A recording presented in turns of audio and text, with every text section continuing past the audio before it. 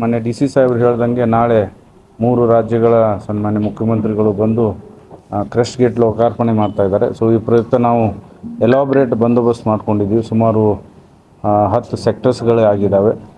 ನಾವು 3 SP ಇರ್ತಾರೆ, 6 ಜನ ಅಡಿಷನಲ್ SPಸು, ಸುಮಾರು 25 DSPಸು, 50 ಜನ ಇನ್ಸ್ಪೆಕ್ಟರ್ಸು, 115 PSIಸು, ಸುಮಾರು 1500 ಜನ ಮೆನ್ನು ಆಫೀಸರ್ಸು, ಮತ್ತು 12 ರಿಸರ್ವ್ KSRPಗಳು, 8 DRಗಳು, ಮತ್ತು ಆ್ಯಂಟಿ ಸಬಟೇಜ್ ಚೆಕ್ ಮಾಡೋಕ್ಕೆ 8 ಟೀಮ್ಗಳು, ಬೇರೆ ಬೇರೆ ಕಡೆಯಿಂದ 8 ಟೀಮ್ಗಳು ಬಂದಿದ್ದಾವೆ. ಒಂದು ಬಾಂಬ್ ಡಿಸ್ಕ್ಲೋಸಲ್ ಸ್ಕ್ವಾಡ್ ಕೂಡ, EDDS ಸ್ಕ್ವಾಡ್ ಕೂಡ ಬರ್ತಾ ಇದೆ. ಸೊ ಸುಮಾರು 6 ಫೈರ್ ಫೋರ್ಸಸ್ ಯೂಸ್ ಮಾಡ್ತಾಯಿದ್ದೀವಿ, ಸುಮಾರು 7 ಆ್ಯಂಬ್ಯುಲೆನ್ಸಸ್ ಎಲ್ಲ ಇದರಲ್ಲಿ ಯೂಸ್ ಮಾಡ್ಕೊಳ್ತಾ ಇದ್ದೀವಿ. ಸೊ ಎಲಾಬ್ರೇಟ್ ಬಂದೋಬಸ್ತ್ ಮಾಡ್ಕೊಂಡಿದ್ದೀವಿ.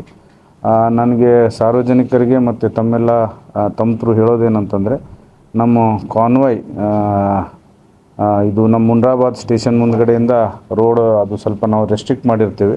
ಸೊ ಆ ಪ್ರಯುಕ್ತ ಎಲ್ಲ ಜನರು ನಮ್ಮ ಮುಂಡ್ರಾಬಾದ್ ಬರೋಕ್ಕೆ ಹೊಸಪೇಟೆ ಕಡೆಯಿಂದ ಒಂದು ಅಂಡರ್ ಪಾಸ್ ಇದೆ, ಆ ಕಡೆಯಿಂದ ಎಲ್ಲರೂ ಜನರು ಎಂಟ್ರಿ ಕೊಡಬೇಕು. ಸುಮಾರು ನಾವು ಪಾರ್ಕಿಂಗು 100-150 ಬಸ್ಸಸ್ಗೆ ಮತ್ತು ಸುಮಾರು 500 ಟ್ರ್ಯಾಕ್ಸು 4 ವೀಲರ್ಸ್ಗೆ ಆಗುವಷ್ಟು ನಾವು ಪಾರ್ಕಿಂಗ್ ಎಲ್ಲ ವ್ಯವಸ್ಥೆ ಮಾಡಿದ್ದೀವಿ. ಯಾವುದೇ ಥರ ಯಾರಿಗೂ ತೊಂದರೆ ಆಗಲಾರ್ದಂಗೆ ನಾವು ವ್ಯವಸ್ಥೆ ಮಾಡಿದ್ದೀವಿ. ಜನರಿಗೆ ಅದೇ ಕಡೆಯಿಂದ ಬಂದು ನಮಗೆ ಸಹಕಾರ ಕೊಡಬೇಕು. ಯಾವುದೇ ಥರ ಕಾನ್ವಾಯ್ ತೊಂದರೆ ಆಗಲಾರ್ದಂಗೆ ನಮಗೆ ಪಾರ್ಕಿಂಗ್ ಅಲ್ಲಿಲ್ಲೇ ಗಾಡಿ ನಿಲ್ಲಿಸಲಾರ್ದಂಗೆ ನಾವು ಎಲ್ಲಿ ಕೊಟ್ಟಿದ್ದೀವಿ ಅಲ್ಲೇ ಬಂದು ನಿಲ್ಲಿಸಬೇಕು ಅಂಥೇಳಿ ಕೋರ್ಕೊಳ್ತಾ ಇದ್ದೀನಿ. ಧನ್ಯವಾದಗಳು. ಎಲ್ಲೆಲ್ಲಿ ಮಾಡಿದ್ದೀವಿ ಸರ್ ಪಾರ್ಕಿಂಗ್?